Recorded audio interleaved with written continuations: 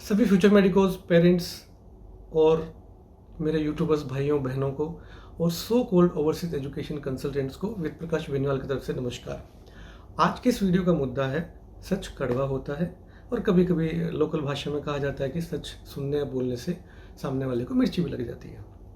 ये वीडियो का पर्पज़ है कि हमने लास्ट कुछ दिन पहले एक फिलीपींस के बारे में वीडियो बनाया था जिसमें हमने ये कहा था कि अब वहाँ पे जो कोर्स ड्यूरेशन है बीएस की, पहले भी जो था अभी भी है, लाइक 18 मंथ्स से 24 मंथ्स बीएस प्रोग्राम की ड्यूरेशन है। फिर 4 साल की एमडी है और एमडी होने के बाद इंडिया में स्टूडेंट को एफएमजी क्लियर करने के बाद उनको वापस से 1 साल इंटर्नशिप करनी पड़ेगी। ये हमारा मुद्दा था उसमें। लेकिन कुछ सो कॉल्ड एजुकेशन कंसल्टेंट जिनको शायद समझ कम है, पता नहीं जब उनको इतनी कम समझ है तो बेचारे गार्जियंस को क्या समझाते होंगे, क्या बच्चों को समझाते होंगे। वो इतने आहत हैं कि सेम ही टॉपिक लेके अलग अलग आईडीज़ बना के अलग अलग जगह से उनका एक ही मुद्दा है कि हम कुछ भी कमेंट करें या ये डिलीट करें। हमने उनका कोई कमेंट डिलीट नहीं किया। क्या क्या कमेंट आए थे वो भी हम आपको इस स्क्रीन पे दिखा देंगे, जिसमें पहले शुरुआत होती है कि ये हमारे डाउट्स हैं, आप हमारे को प्रूफ दीजिए।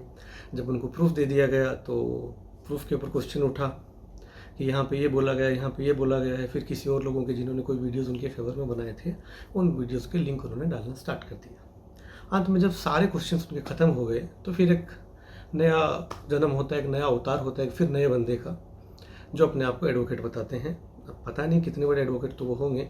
इनफैक्ट मैं उनको ये कहना चाहूँगा कि यदि मेरे वीडियो में कोई भी तथ्य गलत है और आप ऑलरेडी वकील हैं तो आपका काम तो शायद डेली कोर्ट में बैठने का होता होगा, तो आप मेरे को लीगल नोटिस दे सकते हैं। मैं बिल्कुल आके आपको जस्टिफाई करूँगा। आप सब लोगों के नाम नहीं हैं, जो भी नाम है वो फर्जी हैं। आप लोग की आईडी सारी फर्जी हैं। मेरा तो नाम भी है, फेस भी है, ऑफिस के एड्रेस भी है। आपको तकलीफ़ है तो बिल्कुल लीगल नोटिस भेजिए आप, मैं उसका रिप्लाई करूँगा तो मुझे ज़्यादा खुशी होगी। ये तो थी एक बात। दूसरी बात ये थी कि उन कमेंट्स में मेरे पे ये कुछ कहा गया आप लोगों ने कि मैं वहाँ का काम नहीं करता। मैं आपको बता देना चाहता हूँ कि कोई भी स्टूडेंट्स या कोई भी पेरेंट्स फिलीपींस में एडमिशन लेना चाहते हैं, एमिलियो में, आमा में और परपेचुअल हेल्प जो तीनों मनीला में हैं, तो हम लोग उनको फ्री ऑफ कॉस्ट एडमिशन देंगे। आप किसी भी कंसल्टेंट का फीस स्ट्रक्चर ले लीजिएगा और उस फीस के अलावा जो आपको पे करनी है, लाइक अदर कंसल्टेंट कोई 4 लाख पैसे ले रहा है, कोई 5 लाख पैसे ले रहा है, उस फीस के अलावा आपको कुछ भी नहीं पे करना है। इंडिया में रेड रिबन के लिए और वीज़ा स्टैंपिंग के लिए आपको लाइक 25,000 टू 30,000 जो आपके एक्सपेंसेस, एक्चुअल एक्सपेंसेस आएंगे, वो आपको पे करने हैं। फिलीपींस जाने के बाद वहाँ के जो एक्चुअल एक्सपेंसेस होंगे सिर्फ आपको वो पे करने हैं। टिकट कराना है और आप जा सकते हैं। हम आपको free of cost he offer कर रहे हैं। तो शायद मैं सोचता हूँ कि जितना पूरा मेरा पहला वाला वीडियो से लोग आहत हुए तो उससे डबल आहत शायद इस वीडियो से होंगे। तो ये तो था मेरा ऑफ़र उन लोगों के लिए। दूसरा, मुझे ये कहा गया कि मैंने भास्कर का, दैनिक भास्कर में जो न्यूज़ आई थी 9 सितंबर को, वो मैंने क्यों डिलीट की। तो मैं आपको बता देना चाहता हूँ, यदि आप गैजेट फ्रेंडली नहीं हैं, ज़्यादा एजुकेटेड नहीं है, तो आपकी गलती नहीं है। लेकिन आपके पास एक ऑप्शन है। मैं सलाह देता हूँ कि आप दैनिक भास्कर का ऑनलाइन वर्जन डाउनलोड कर लीजिए। 9 सितंबर की मैं आपको डेट बता रहा हूँ, उस डेट पे आपको न्यूज़ मिल जाएगी। उस न्यूज़ में क्या लिखा था वो मैं आपको बताता हूँ। उस न्यूज़ में ये लिखा गया था कि राजस्थान मेडिकल काउंसिल की तरफ से ये डिसीजन लिया गया है कि जो कोर्स की अवधि इंडिया में है, यानी कि 4.5 साल, उसके अंदर कुछ कंट्रीज इंटर्नशिप वाले जो आ रहे हैं, उनका जो मैं कहने का तात्पर्य बता रहा हूँ। उसमें क्या लिखा गया था, क्योंकि इतनी बड़ी स्टोरी उन लोगों ने कवर नहीं की है। और जल्दी ही मैं आपको उस नोटिफिकेशन की कॉपी के साथ भी आऊँगा वापस एक नई वीडियो में, जैसे ही हमारे को राजस्थान मेडिकल काउंसिल की तरफ से वो नोटिफिकेशन मिलता है। तो उसके अनुसार ये था कि 4 साल की यदि आप फिलीपींस से एमडी करके आ रहे हैं तो उसमें अभी सारे कंसल्टेंट ये बोलते हैं कि इंटर्नशिप इंक्लूड है। मैं आपको ये कहना चाहूँगा, एफएमजी या नेक्स्ट होने के बाद आपको इंटर्न करनी पड़ेगी। हाँ, 2018-19 तक गफलत में कुछ जगह पे रजिस्ट्रेशंस हो गए थे, क्योंकि पहले इशू ये था कि जब भी स्टूडेंट अब्रॉड से आते थे, एलिजिबिलिटी सर्टिफिकेट अप्लाई करते थे, अब्रॉड जाते थे, वापस आते थे, एफएमजी एग्ज़ाम पास करते थे, फिर वो लोग को दिल्ली में मेडिकल काउंसिल ऑफ इंडिया में रजिस्ट्रेशन करना होता था। फिर दिल्ली से उनको एनओसी मिलती थी स्टेट के लिए, फिर स्टूडेंट वहाँ स्टेट में जाता था। क्योंकि अब इतने स्टेट हैं तो ज़रूरी नहीं है कि वहाँ जो भी रजिस्ट्रार बदलता है या जो भी टीम बदलती है उनको हर कंट्री के बारे में नॉलेज होगी, किस कंट्री में कहाँ कितने टाइम का कोर्स ड्यूरेशन है। लेकिन एमसीए के पास ये सारा डेटा रहता था। तो एमसीए उनको पहले, यदि किसी की इंटर्न वैलिड नहीं है, जैसे फिलीपींस के अलावा लाइक चाइना बांग्लादेश और नेपाल, इनकी इंटर्न वैलिड थी।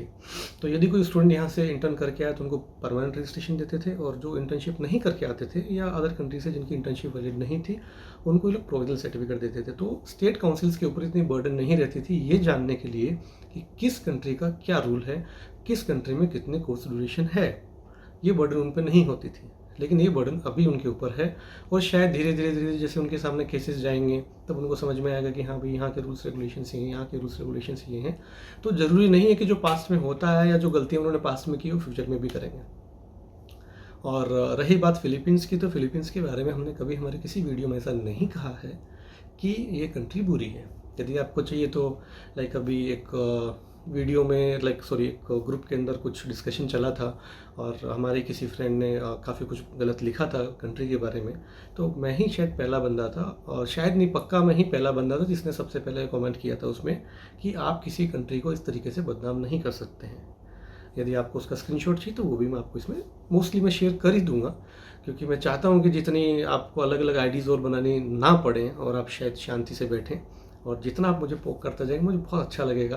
क्योंकि एटलीस्ट मेरे एक वीडियो से यदि आप लोग इतने पैम्पर हो रहे हैं और सच से इतने पैम्पर हो रहे हैं तो मुझे बहुत खुशी है कि कम से कम मेरा वीडियो बनाने का पर्पज़ पूरा हो रहा है।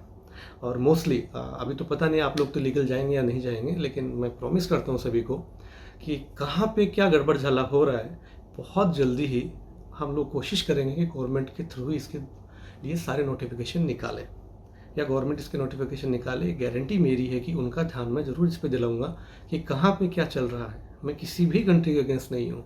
आप किसी भी कंट्री में जाइए, जहाँ आपका मन है वहाँ जाइए, जहाँ आपका बजट है वहाँ जाइए। मैं ये नहीं कहता कि मैं ये कंट्री प्रमोट नहीं कर रहा हूँ तो ये कंट्री बेकार है। यदि आपको ऐसे देखने हैं तो जो भाई जिनको मैं समझ रहा हूँ वो पहले फिलीपींस को बेकार बताते थे, फिर अनफॉर्चुनेटली उनको काम करना पड़ा, तो आज वो फिलीपींस को अच्छा बताते हैं। आप फिर हमारे पुराने एडवर्टाइजमेंट्स निकाल लीजिए या हमारी वेबसाइट्स पे कुछ ब्लॉग्स देख लीजिए। थोड़ा तो रिसर्च करना पड़ेगा ना, आप इतना तकलीफ तो आपको भी लेनी पड़ेगी यदि आप पोक करना चाहते हैं। तो कुछ यदि आपके पास मटेरियल ऐसा है जो वाकई में लीगल है, किसी स्टूडेंट्स के पेरेंट्स के काम आ सकता है, तो आप मोस्ट वेलकम। आप कभी भी मेरे साथ आके डिबेट कर सकते हैं, मेरे चैनल पे आके डिबेट कर सकते हैं, हम लोग लाइव बैठ जाएंगे, कोई दिक्कत नहीं है। आपके पास जो पेपर प्रूफ हो आप लेके, मेरे पास जो पेपर प्रूफ हो मैं आपको दिखा दूंगा। हो सकता है आपके दिमाग में फिर भी ना घुसे, लेकिन जो व्यूवर्स होंगे वो शायद जस्टिफाई कर पाएंगे कौन सही बोल रहा है कौन गलत बोल रहा है। बाकी यदि आपको इसी तरीके की तकलीफ़ मिलती रहे तो मुझे खुशी मिलती रहेगी। आप ऐसे ही परेशान होते रहिए, आईडीज़ बनाते रहिए, कमेंट करते रहिए, आपके हर कमेंट का इंतज़ार है। लेकिन ध्यान रखिएगा, मैं आपको एक बात फिर से बोलता हूँ, जैसे कि आपने कहा था कि मैं कमेंट डिलीट कर रहा हूँ, मैं धमकी दे रहा हूँ। मैं धमकी नहीं दे रहा और ना ही मैंने आपके कोई कमेंट डिलीट किए हैं। यूट्यूब में एक इनका फंक्शन है कि ये लोग इतने एडवांस हो चुके हैं कि ये जब जानते हैं कि जब आदमी का मानसिक स्तर गिर जाता है तो जिस तरह के शब्दों को इस्तेमाल करता है वो डेटा ऑलरेडी उनके पास होता है, तो मोस्टली यूट्यूब खुद से ही उसको स्पैम कर देता है। ये तो था आपका कमेंट डिलीट करने वाले का। दूसरी बात जो बोले कि धमकी, मैं धमकी नहीं देता आपको, मैं आपको कहावत कहता हूँ। हमारे बड़े बुजुर्ग कहा करते थे, इज्जत देने से इज्जत मिलती है, जितनी इज्जत आप मुझे देंगे उतनी इज्जत से मैं आपके साथ पेश आऊँगा। दूसरी बात जो आपने कहा, दूसरी कहावत जो है वो है, कायदे में रहोगे तो फ़ायदे में रहोगे, चाहे वो मैं हूँ चाहे आप हैं। बाकी इसी तरीके की वीडियोस के लिए यदि आपने हमारे चैनल सब्सक्राइब नहीं किया है तो ये चैनल सब्सक्राइब करना ना भूलिए, और यूट्यूब ये हमारा जो वीडियो है इसको लाइक करना और शेयर करना भी मत भूलिएगा। बहुत बहुत